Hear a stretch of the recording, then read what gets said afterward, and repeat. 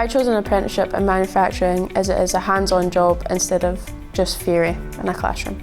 The most rewarding part of working in operations is seeing the bus being built and then seeing it on the road.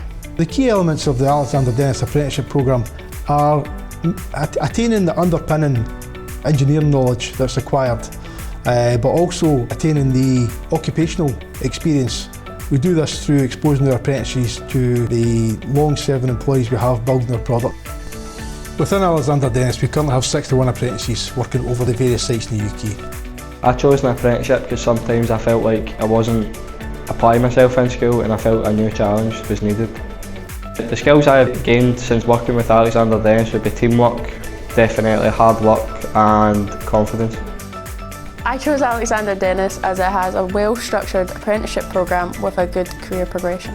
The apprentices are critical to the future success of Alexander Dennis over all the sites in the UK. They bring through the drive and ambition that's going to create the talent pipeline to fill the vacancies of the business in the future. They also contribute to the success of the local communities.